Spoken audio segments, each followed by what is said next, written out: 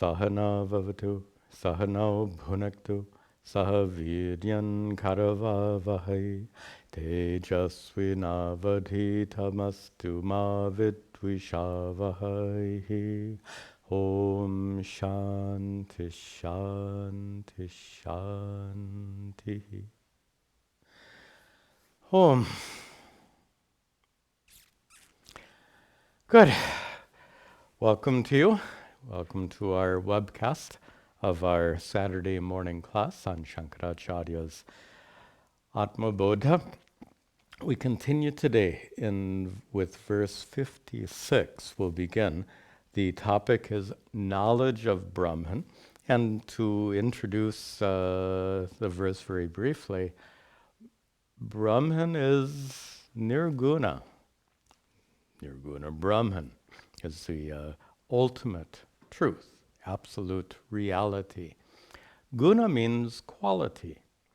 So the obvious question is, how can Brahman be known if Brahman has no qualities? We know everything else through their qualities. So we say that this cloth is made of threads. Threads is one quality. Color, orange, is another quality. If this cloth had no qualities whatsoever, how would you describe it? How could you know it? So knowledge comes through knowing qualities and attributes. Brahman has no qualities, no attributes. Therefore, at one level, Brahman is unknowable. And it's true. Brahman is unknowable as an object. Note that very, very clearly. Brahman is indeed unknowable as an object, but Brahman is knowable in another way, which this next verse will demonstrate. You can repeat after me. Atad vyavritti rupena, atad vyavritti rupena, Vedantar lakshate dvayam, Vedantar lakshate dvayam, Akhandanandamekam yata, Akhandanandamekam yata, Tad brahmetyavadharayet, Tad brahmetyavadharayet. You'll remember that last line from our prior classes, which is like a refrain that comes not in every verse in this section, but in many verses in this section. Tad Brahma iti. Tad Brahma, that is Brahman. Iti, thus, avadharayet. Thus, it should be ascertained. Thus, you should understand. And what is that Brahman that should be realized? Shankara says, it is known how to ascertain that Brahman, how to realize that Brahman, how to know that Brahman. And Shankara says, atadvyavritti rupena vedantaihi lakshyate advayam. The of advayam got lost due to rules of Sandhi. Advayam, that non-dual Brahman, lakshyate, is taught, is indicated, is shown, Vedantaihi, by the teachings of Vedanta. The teachings of Vedanta, excuse me, teach you the nature of that non-dual Brahman. How? First line, atad vyavritti rupena, through a method. Rupa here refers to a method of teaching which is vyavritti. Vyavritti means negation. And negation of what? Atat, whatever is not that. Through a process of negating all that is not Brahman, Brahman is taught by the teachings of Vedanta. That's quite a literal translation of the first two lines of this verse. Needs to be understood very clearly, of course. So through a process of negation, Brahman is taught. We use negation not just as one of our tools in teaching Vedanta, but as the main tool. Negation, and it makes sense because Brahman, you can say the cloth is made of cotton, you can say the cloth is made of threads, you can say the cloth is orange, but what can you say about Brahman?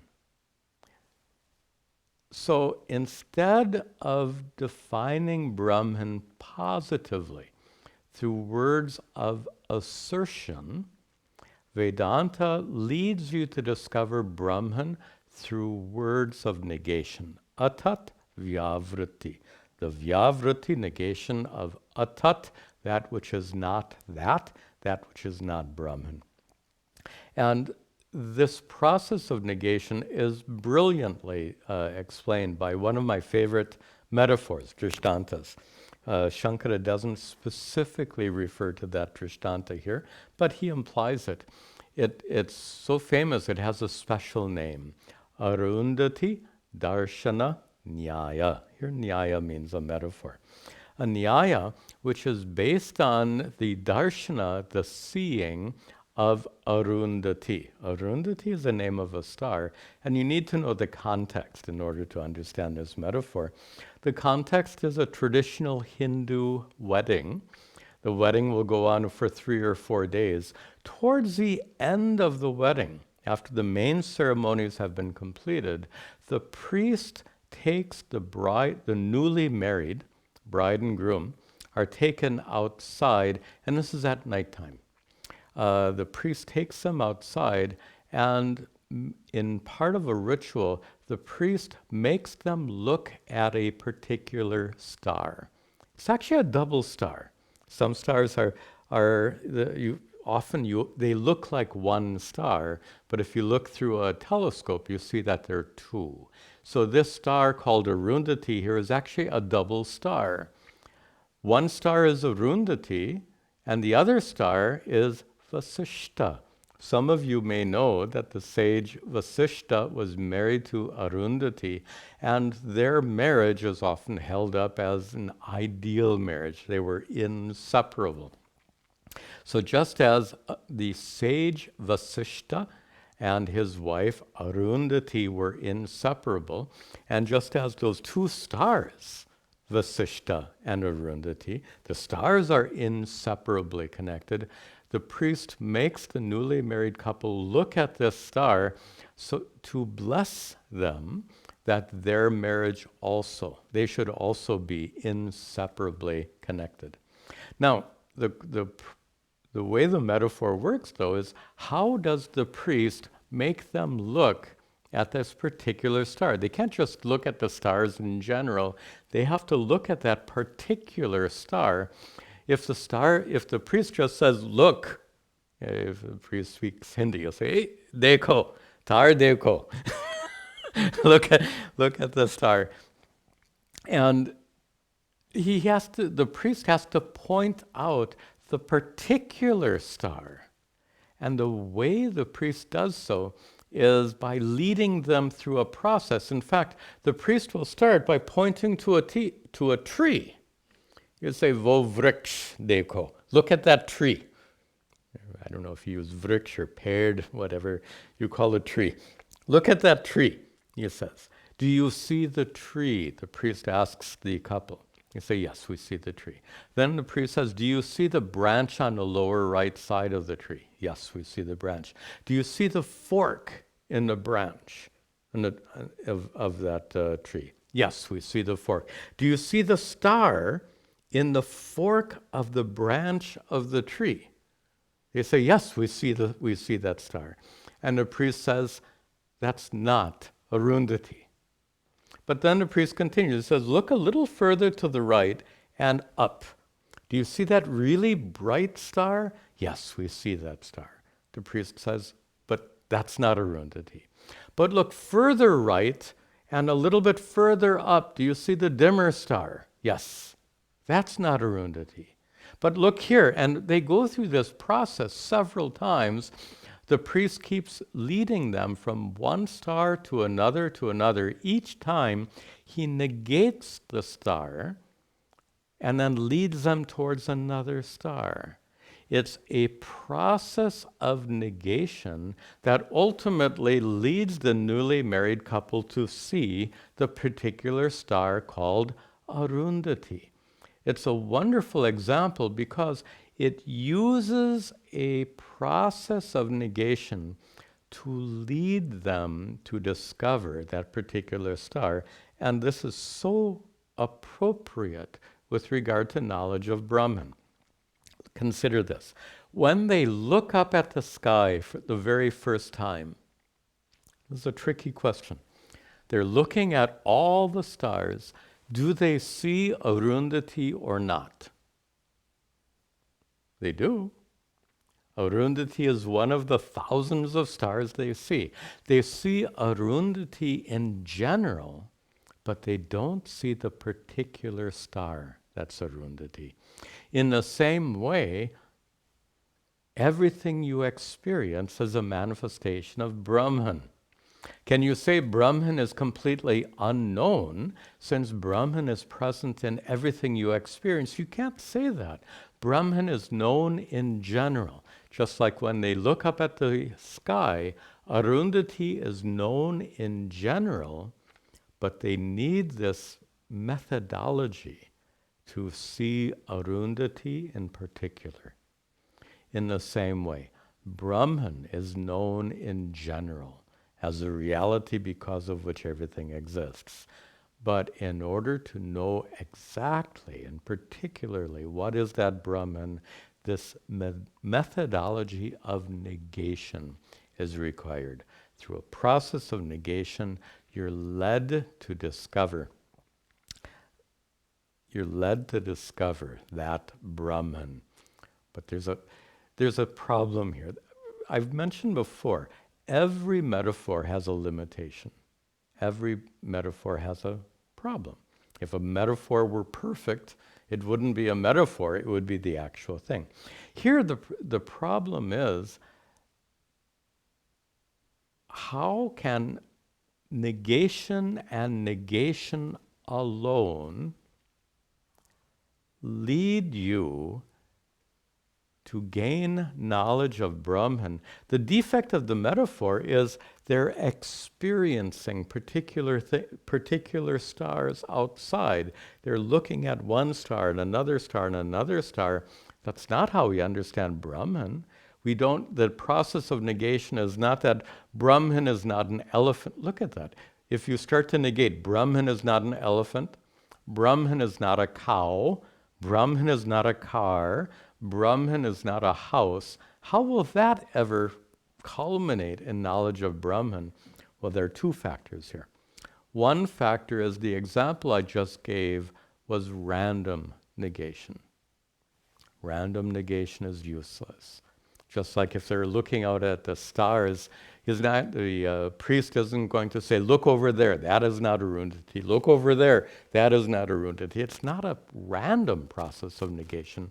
It's a highly sophisticated process of negation. But the more important difference is this.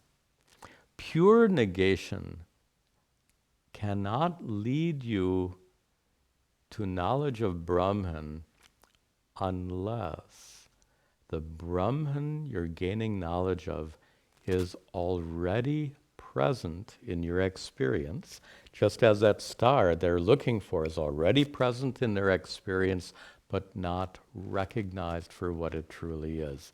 In the same way, Brahman is already present in your experience, but not recognized for what it truly is. You might wonder, what do you mean? Brahman is already present in my experience? Yes, it's present in your experience as your own consciousness. The consciousness by which you know what's happening right now, the consciousness by which you know that I'm sitting here and teaching you, the consciousness by which you know what's happening in your mind and what's happening around you in the room, that consciousness which is present in all of your experiences, that consciousness is Brahman. That consciousness which is always present in your experience is discovered to be Brahman.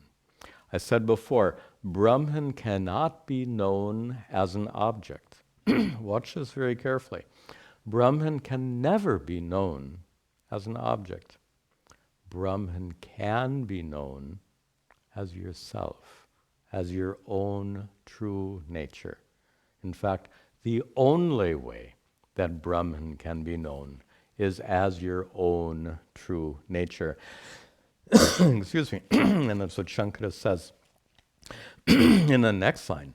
So that first half, that Brahman, which is taught by Vedanta through a process of negation, that Brahman is what? In the third line, akhanda anandam ekam yata.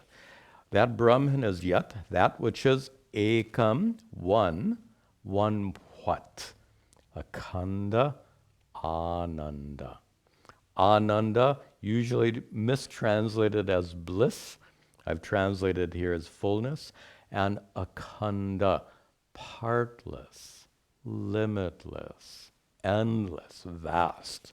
Akhanda, ananda, limitless, vast fullness. Not bliss. And this we've talked about this before, but it's a good time to re-emphasize. It's incorrect. Words have many meanings.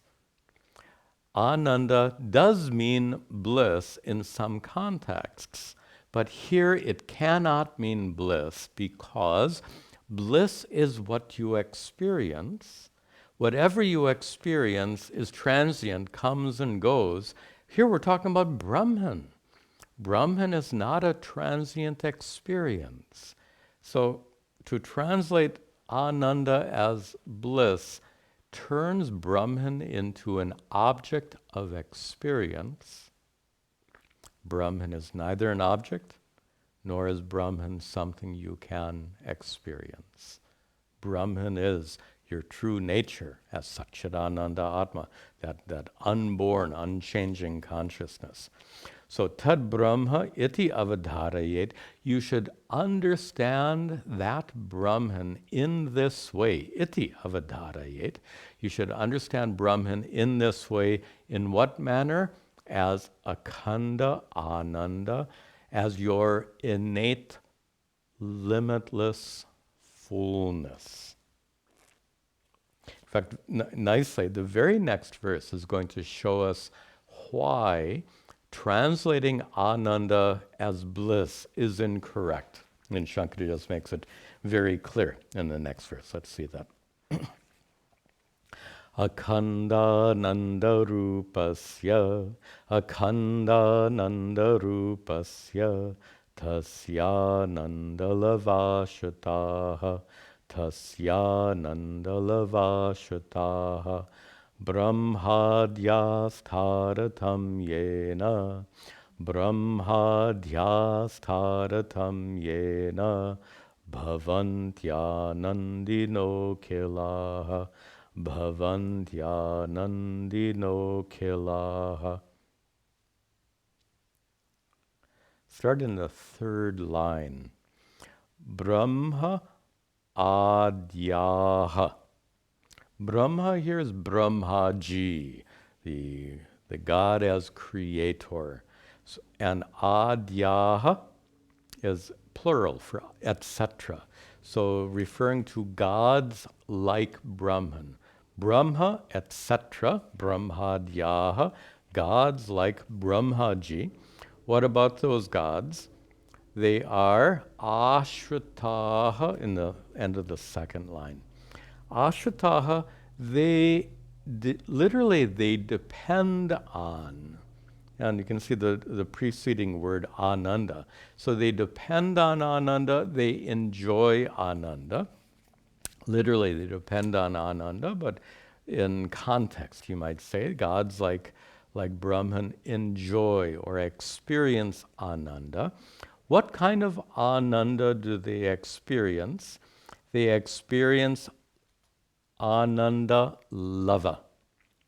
Lava means a small bit, a particle, just a hint. So the gods like Brahman are ananda lavashutaha. They are dependent on their experience of just this lava, this tiny little particle of ananda. Of what kind of ananda? Tasya ananda. They experience just a little bit of tasya ananda, of that ananda. Of what ananda? First line, akhanda ananda rupasya. So prior verse used that term akhandananda, limitless fullness. So here, the Shankaracharya is saying, gods like Brahman experience bliss, and I'm using that word very intentionally here. They experience bliss, but the bliss they experience is not Brahman. The bliss they experience is just a lava, just a little particle of ananda, the ananda, which is akhandananda, which is that limitless fullness of Brahman. This needs to be explained. Shankara is saying, gods like Brahman enjoy bliss, but the bliss they enjoy is just the tiniest part of what is truly Brahma Ananda, Brahmananda, that limitless Brahma Ananda, Akhandananda. And the reason for that is whatever is experienced, this is fundamental Vedanta, whatever you experience is in the form of a vritti in your mind, a mental event. All experiences take place in your mind. All experiences in the mind are vrittis, mental events. And as a mental event, they're limited by the nature of the mind.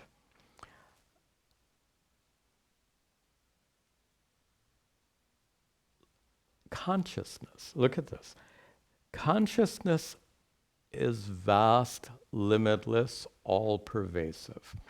But that vast, limitless, all-pervasive consciousness manifest in your mind is not vast and limitless. In our experience of consciousness in our mind is finite, limited.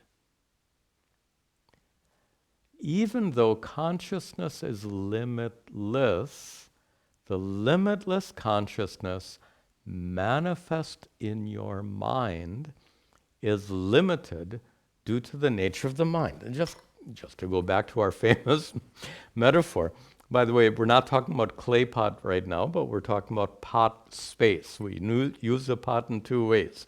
One way is a relationship between clay and pot, but that's not our point right now. Here, our discussion is about limitless space and pot space. We've used that metaphor also. Limitless space is present in this pot in a limited form. I'll say that again.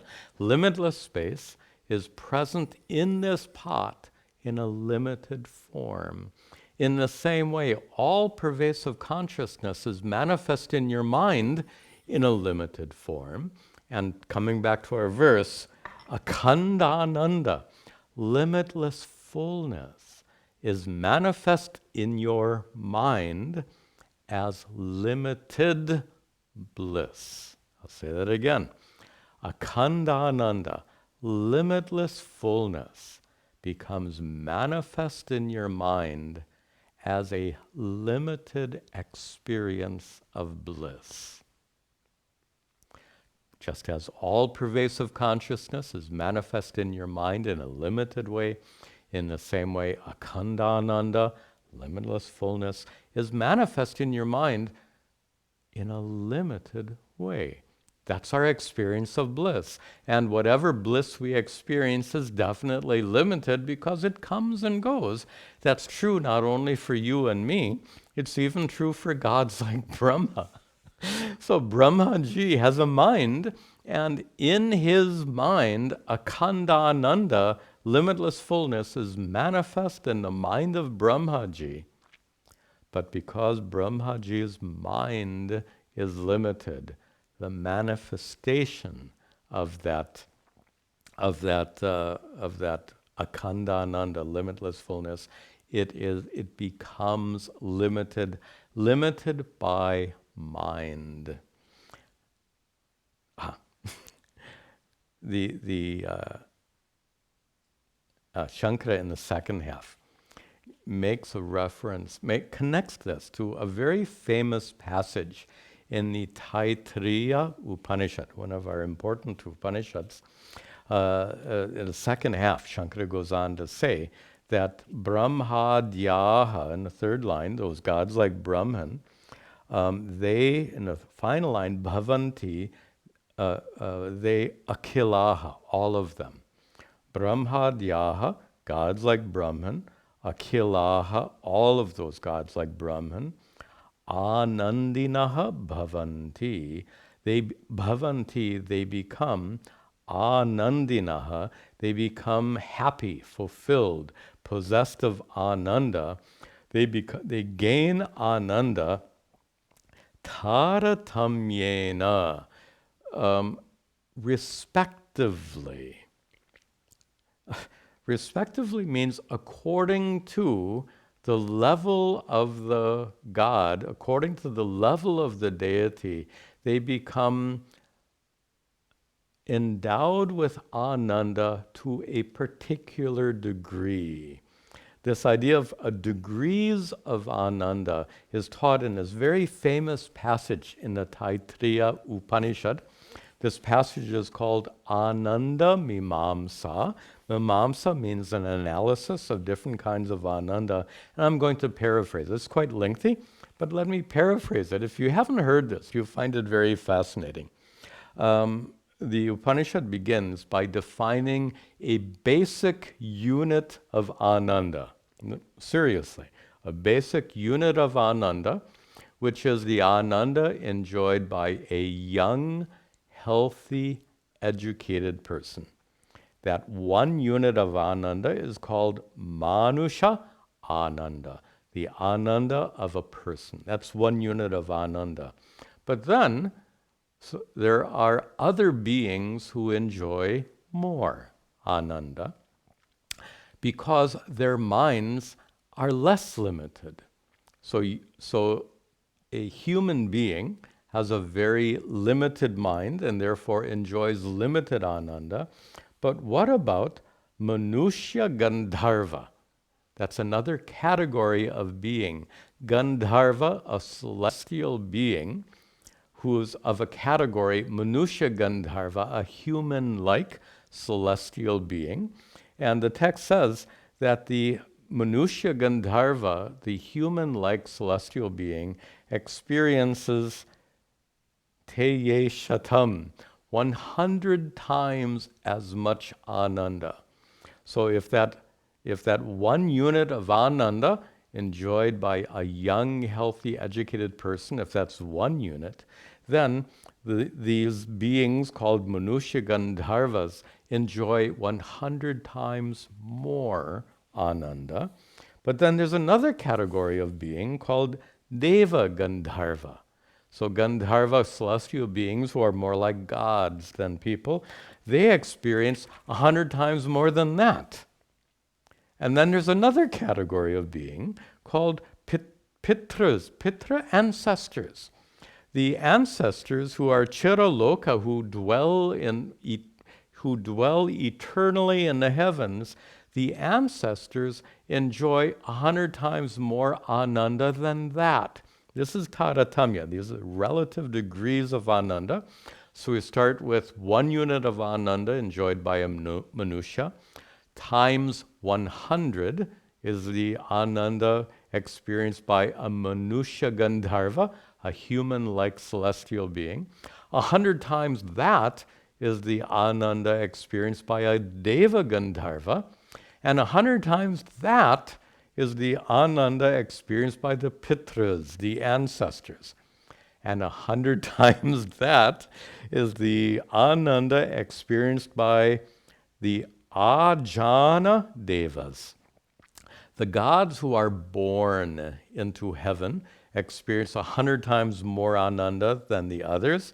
And then there's yet another category of devas called karma deva, the devas who get born into heaven because of the rituals. Karma here means rituals, because of the rituals they performed when they were as human beings. So those karma devas enjoy 100 times more bliss than the ajana devas. And then there's another category of devas.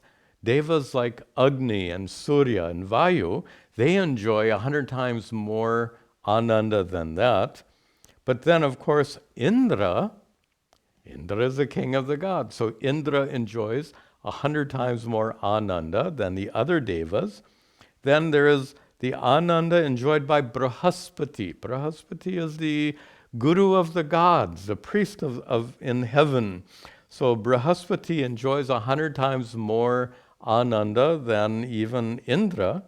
And then the text, we're coming towards the end now, then 100 times more than that is the ananda enjoyed by Prajapati. Here Prajapati means Virat. Virat is Ishvara, identified with the entire physical universe, an aspect of Ishvara, enjoys 100 times more ananda than that. And then one more step is the ananda enjoyed by, it says Brahmanaha in the text, and it refers to Hiranyagarbha. I don't want to go into all the details here. Hiranyagarbha is Ishvara, identified with the entire subtle universe.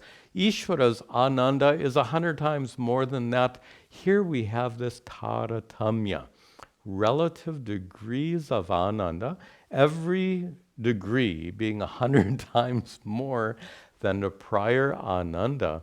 And the point of this text, Taittiriya Upanishad, is to show that the ananda you experience is relative. How much ananda?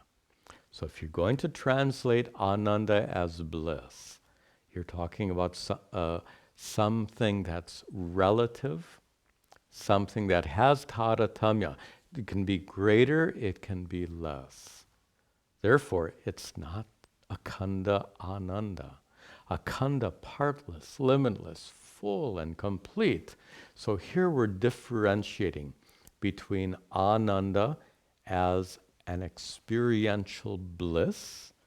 We're differentiating that from akhanda ananda, limitless fullness, which is not an experience. Any experience of bliss can be more, can be less, it can start, it can stop. But akhanda ananda is not an experience. There's no more. Akhanda, partless, limitless. There's no more or less. Nor does it begin or end. Akhanda ananda refers to your true nature, being full, complete, or in common language, that inner divinity. Akhanda ananda. Okay, nice reference to the Taittiriya Upanishad. We'll continue. Tad yuktam akhilam vastu, tad yuktam akhilam vastu, vyavaharasthadanvitaha, vyavaharasthadanvitaha, tasmad sarvagatam brahma, tasmat sarvagatam brahma, kshire sarpirivakhile, kshire sarparivakhile. Tat yuktam, tat, that, referring to Brahman, is yuktam. It is connected to what? Akhilam vastu. Vastu, object. Akhilam, all objects. That Brahman is connected to all objects. Let me just translate the first two lines and then make it more clear. That Brahman is yuktam, connected to all objects. Also that Brahman, the word tat comes again in the middle of the second line. Tat, that Brahman is anvitaha. Abides in. Abides in what? Vyavaharaha, in all activities. So, tat, referring to Brahman in both the first and second lines, that Brahman is yuktam, connected to all objects, and that Brahman is anvitaha, it is pervading, present in all activities. Now, here Shankara is poetically referring to what is a fairly technical teaching. I shouldn't say technical. A teaching that is said in many, many commentaries. And let me express it the way most commentators say it. They say that Brahman gives satta and spurti to everything. I need to define these two words. Satta, experience. Satta means existence. I don't know where experience came from. Satta, existence. Spurti, appearance, knownness.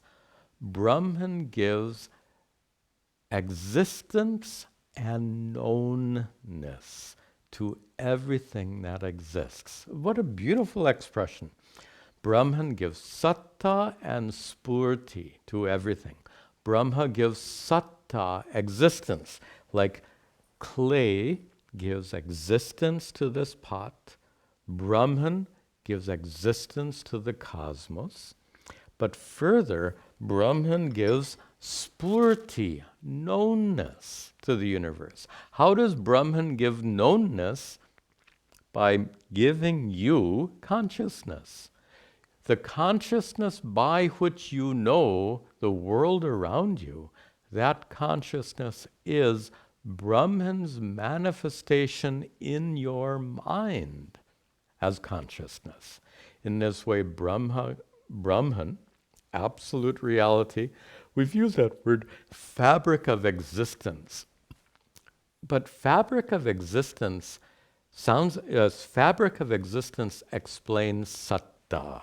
Just as clay is the fabric of existence because of which this pot exists, in the same way Brahman is the fabric of existence because of which the universe exists. That explains satta, existence, doesn't explain spurti.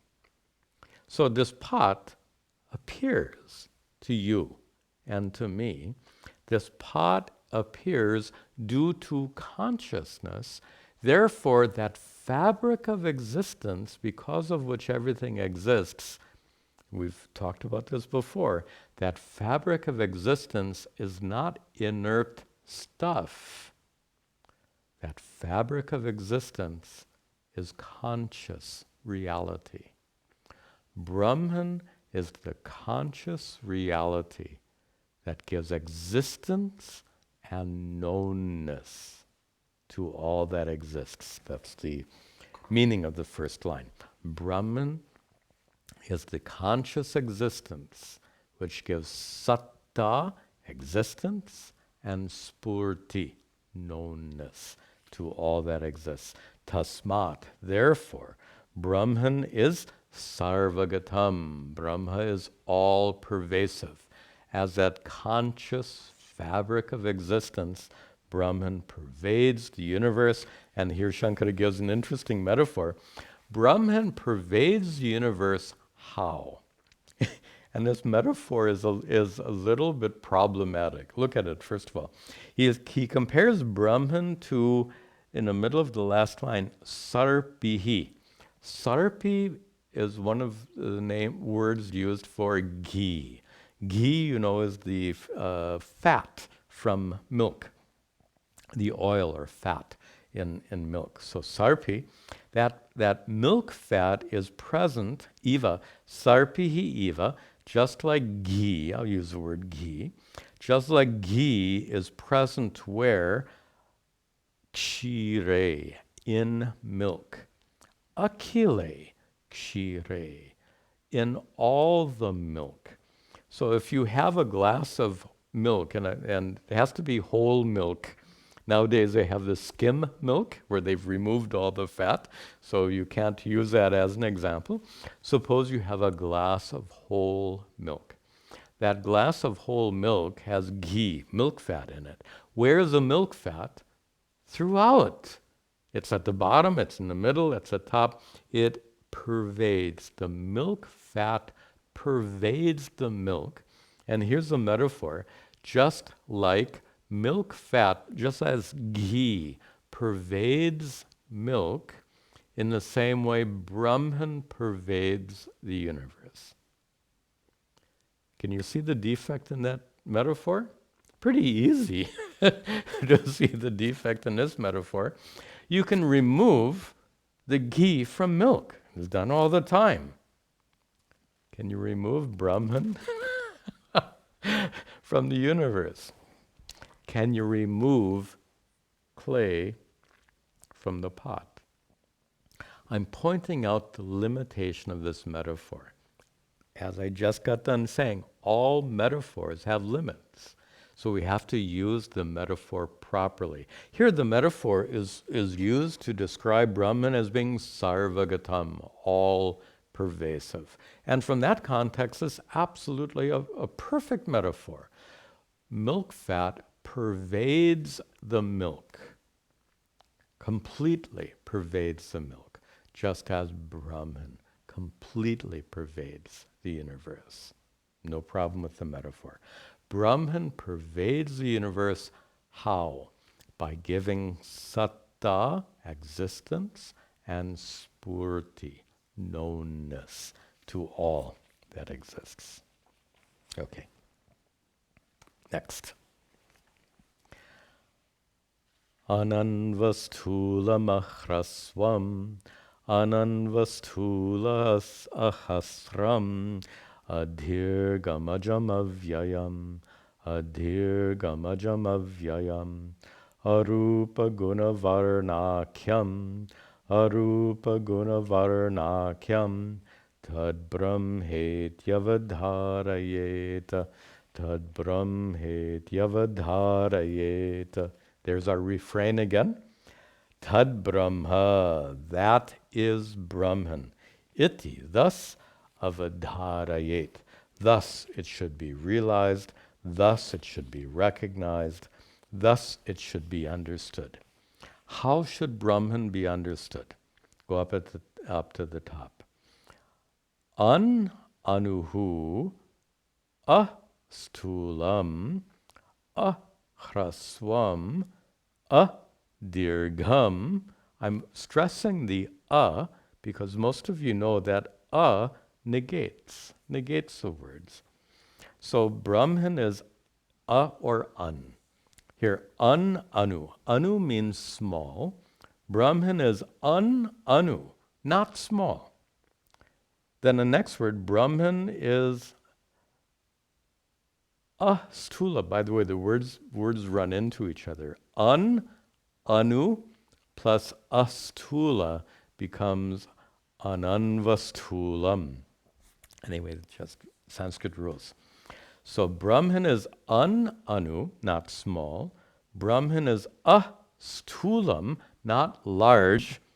Brahman is ahraswam, not short.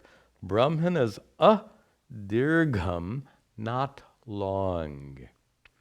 By the way, if these words are familiar to you, this is a paraphrase of a famous passage in the Brihadaranyaka Upanishad, where the great rishi Yajnavalkya is teaching Gargi. And he uses these very same words. Order is a little different, but Yajnavalkya uses these very same words to teach Gargi the nature of Brahman. So Brahman is neither small nor large, neither short nor long. Further, Brahman is ajam, not born. Brahman is avyayam. I'm again stressing these as to make the point. You don't pronounce the words like this. Brahman is avyayam, doesn't decay, undecaying, immutable. Brahman is arupa guna varna akyam. Brahma is arupa, has no form. Brahman is aguna, has no qualities. Brahman is varna, has no, varna can mean color here, has no color. Brahman, notice every one of those words are words of negation, are they not? What was our Arundhati Darshana Nyaya? Not that star, not that star, not that star. In that same Brihadaranyaka Upanishad comes the famous teaching, neti, neti, na iti, negation. Not this, not this. Not small, not large, not short, not long, not born, not decaying, not having form, not having quality, not having color. Negation, negation, negation. And again, the negation leads you to a discovery, just like that process of negation in the sky led the married couple to discover that particular star that's Arundhati. In the same way, here's another way of understanding. When you negate all that's not Brahman, all that's not Brahman is whatever you experience. Because whatever you experience is limited. Whatever you experience is either tiny or large. It's either small or large. It's either short or long. Everything you experience is born, came into creation. Everything you experience is vyayam, subject to decay. Everything you experience has rupa, guna, and varna, has form and qualities and color. Everything you experience is finite, limited. So when you negate everything that's finite and limited, when you negate all that you experience, what's left? Can you answer that? You negate all that's finite and limited. You negate all that you experience. What remains is the experiencer. Consciousness, your essential nature. That's how this process of negation leads you to discover Brahman, not as an object. The process of negation leads you to discover Brahman as your own true nature. Tad Brahma, that Brahman, iti avadharayet, should be realized in this manner. Brahman should be discovered to be your own true nature, Atma. And after all, that's what the Mahavakya says. Tat tvam asi. Okay, we'll see just one more verse. Yad bhasa bhasyater kadi, yad bhasa bhasyater kadi, bhasyar yattuna bhasyate, bhasyar yattuna bhasyate, yena sarvamidam bhati, yena sarvamidam bhati, tad brahmetyavadharayeta, tad brahmetyavadharayeta. One more time comes that refrain. In fact, it's the last time we'll see that refrain.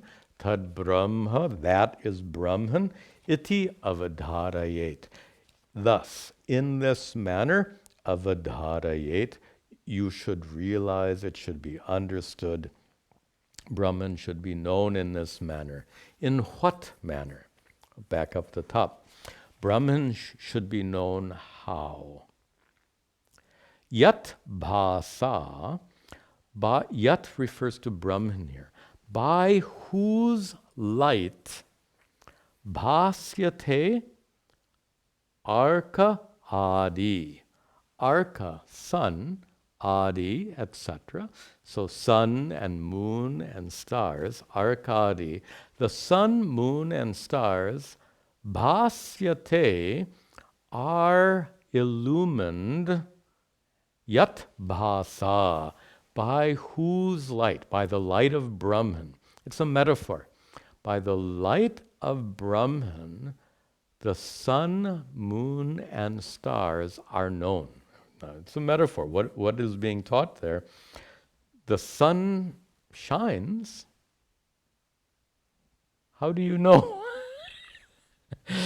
You know the sun shines, you know the moon shines, you know the stars shine. Why? Because you are a conscious being. If you weren't a conscious being, if there were no such thing as a conscious being, which is impossible, if there were no such thing as a conscious being, who would know that the sun shines, that the moon shines? So that consciousness by which you know that the sun and moon shines, that consciousness is Brahman. Brahman's manifestation in your mind as consciousness. So yat bhasa, by the light of Brahman, we said before, Brahman gives spurti, knownness to everything. Brahman gives spurti, knownness, to the sun and moon by making you the conscious observer of the sun and moon.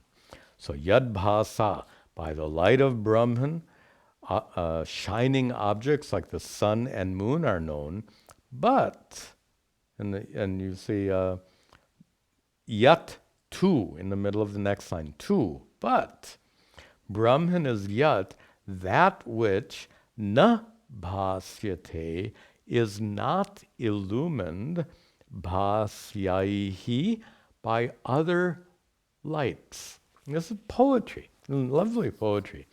Brahman is the light of consciousness by which everything is known, but the light of consciousness at Brahman is not revealed by any other light. Again, light is a metaphor. So light here is metaphorically representing consciousness. The consciousness which is Brahman is not revealed by another consciousness. We discussed this long ago, and we got this problem of infinite regress. If consciousness is known by consciousness, if consciousness A is known by consciousness B, then consciousness B is known how? By consciousness C. Then how is consciousness C known? By D, etc., etc. Consciousness is not known by consciousness. Consciousness is not revealed by consciousness. Objects are revealed by consciousness. Consciousness need not be revealed by anything. Consciousness is self-revealing. And here, the poetry is nice. So the sun and moon are self-revealing in a relative manner. Consciousness is self-revealing in an absolute manner. Sun and moon, even though they shine, their shining is only known because of consciousness. But the consciousness which is Brahman is not known by any other consciousness, or to stay with the metaphor, Brahman reveals the sun and moon. The sun and moon shine, but they don't reveal Brahman. That's the metaphor. And that metaphor concludes here, Yena sarvam idam bhati. That Brahman is Yena, that light of consciousness, Yena, by which sarvam idam, all this, bhati, shines. The entire universe is known.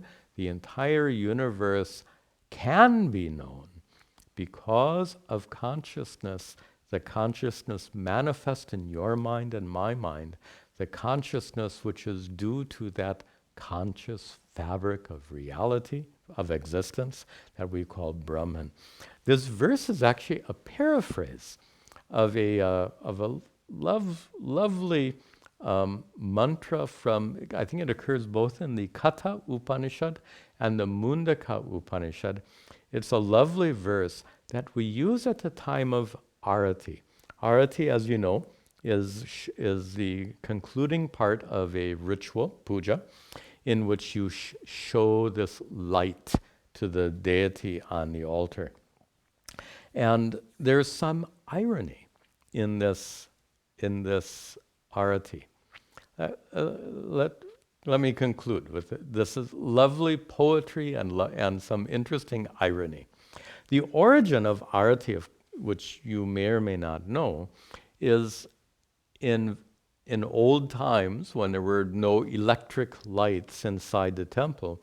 You go inside the temple, it's very dark inside. There are just some small oil lamps going, and the oil lamps don't really show enough light for you to see the deity on the altar.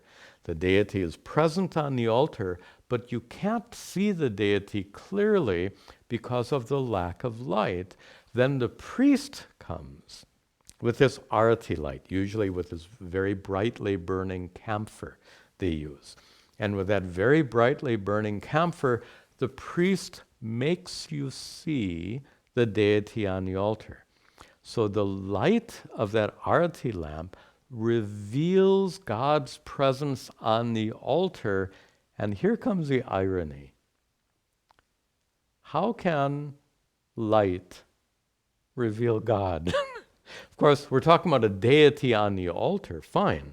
That brightly shining camphor lamp can certainly reveal the deity on the altar. But how can any kind of light reveal the God of the universe, reveal Brahman?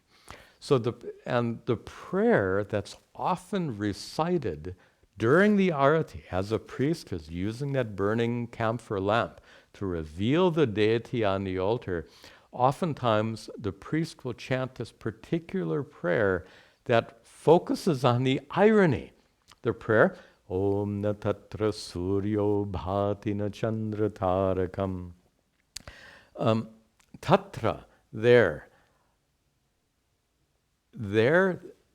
chandra tarakam, the tatra surya, the sun, moon, and stars cannot reveal Brahman. Now let me paraphrase, it's a little complicated Sanskrit. The sun, he chants, the sun, moon, and stars cannot reveal Brahman, nor can lightning reveal Brahman. If the sun, moon, and stars, and lightning cannot reveal Brahman, then what is the point of this Agni, of this lamp that I'm showing to the deity? Nema vidyito bhanti kutaha ayam agnihi. What's the point of this little lamp I'm shining upon the deity? Tameva bhantam, that God of the cosmos is the one that shines. Tameva bhantam anubhati sarvam. Everything else is revealed by that light of Brahman. Tasya bhasa, by its light, sarvamidam vibhati. Similar to the third line here, by the light of Brahman, everything else is revealed. I like this irony.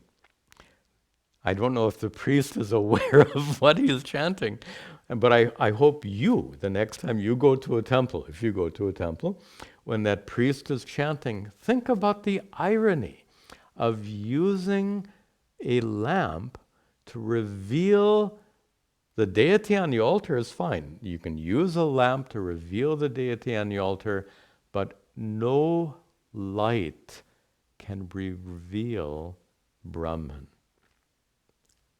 In fact, Brahman is the light of consciousness by which that camphor light is known. That's the irony of arati, of that arati prayer, and Shankara brings it out very nicely in this verse. Okay, we'll conclude here.